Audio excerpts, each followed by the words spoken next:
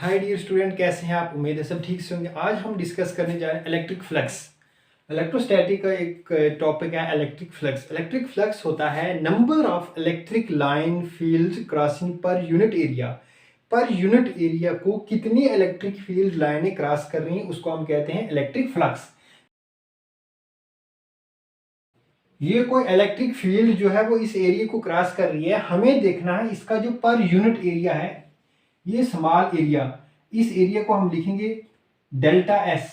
इस delta S से कितने इलेक्ट्रिक फील्ड लाइनें क्रॉस हो रही हैं तो इसको हम कहते हैं इलेक्ट्रिक फ्लक्स। सरफेस के ऊपर से इलेक्ट्रिक फील्ड लाइनें क्रॉस कर रही हैं, जिसको रिप्रेजेंट करने के लिए हमने एक लाइन लगाई है इलेक्ट्रिक फील्ड की। एक जैसे जिस तरह से कि एक लाइन जा रही है, इसी तरह से बहुत सारी लाइनें इस एरिया से जा रही हैं, एन डायरेक्शन में जा रही हैं, ठीक है। और इसका जो एरिया है वो क्या है, डी डेल्टा एस जो है ये एरिया है किसका, सरफेस का है। इसको हम पूरे को हम क्या कहते हैं, एरिया वेक्टर। क्या कहते हैं, एरिया वेक्टर। कि इस पर्टिकुलर एरिया का जो स्मॉल यूनिट एरिया है, इस सरफेस का जो स्मॉल यूनिट एरिया है, इस यूनिट एरिया से कितनी इलेक्ट्रिक फील्ड लाइनें क्रॉस हो रही हैं, इसको हम कहते हैं इलेक्ट्रिक फ्लक्स। कैसे लिखेंगे, इसको हम लिखते हैं इलेक्ट्रिक फ्लक्स, जिसको रिप्रेजेंट करते हैं फाई से।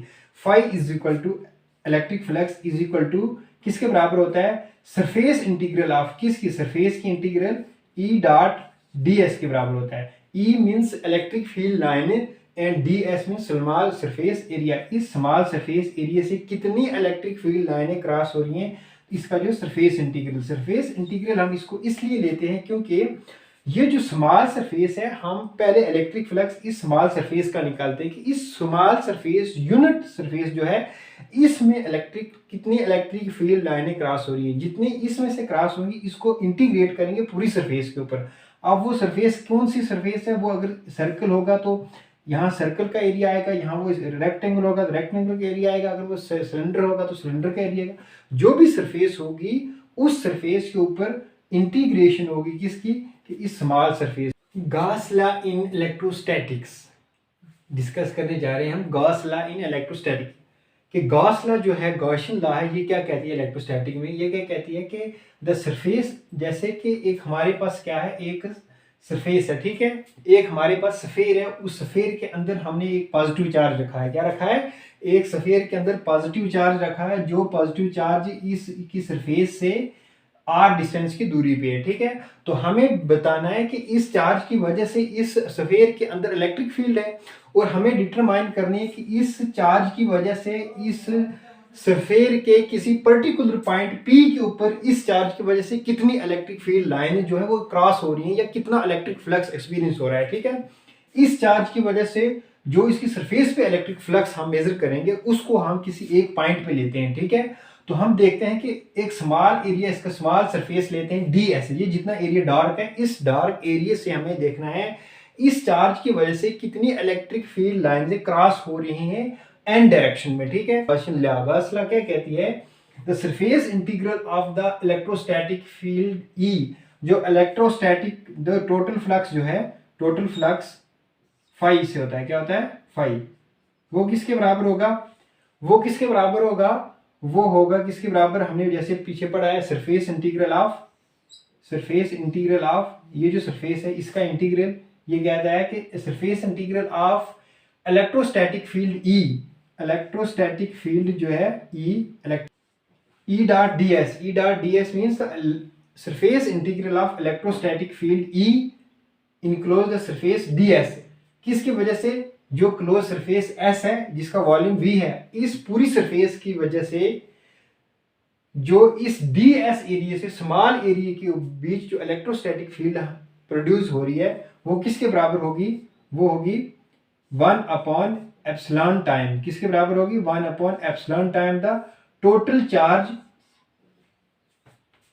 Charge contain inside the surface. इस सरफेस के अंदर जो चार्ज होगा वो कितने चार्ज हैं, 2 चार्ज हैं, 3 कूलम चार्ज हैं, 4 कूलम चार्ज हैं, 5 कूलम चार्ज हैं, जितने भी चार्ज हैं। फिलहाल हमने 1 कूलम चार्ज रखा है, तो 1 एप्सिलॉन टाइम होगा टोटल चार्ज जो इसके अंदर।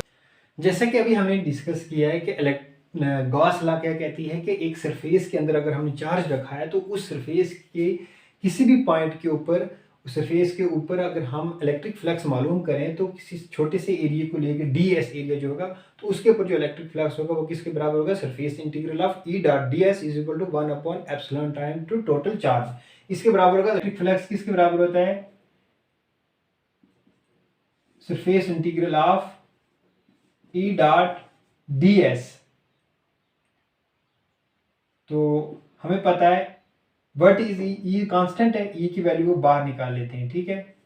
इंटीग्रेशन किसकी होगी, ई की तो इंटीग्रेशन नहीं होगी, इंटीग्रेशन होगी इस एरिया के। अगर छोटे से एरिया से जो हमें स्मॉल एरिया से इलेक्ट्रिक फ्लक्स डिटरमाइन हुआ है, तो उस छोटे से एरिया को, ये ds छोटा सा एरिया, इस सारे एरिया को इंटीग्रेट करेंगे पूरी सरफेस के ऊपर। तो जो भी सरफेस होगी तो उसका हम सरफेस एरिया लिखेंगे, तो वो इस तरह से ds की इंटीग्रेशन पूरी सरफेस के ऊपर हो गई। तो ये इलेक्ट्रिक फ्लक्स इलेक्ट्रिक, ये हमें पता है इलेक्ट्रिक फील्ड किसके बराबर होती है, Q upon 4 pi epsilon not r square.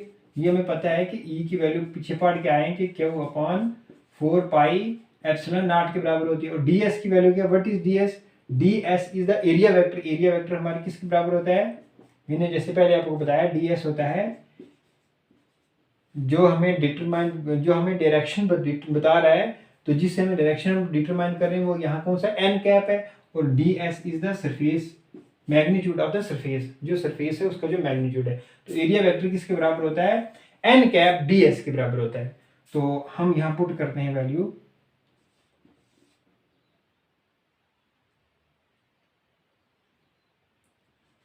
n cap ds, ठीक है।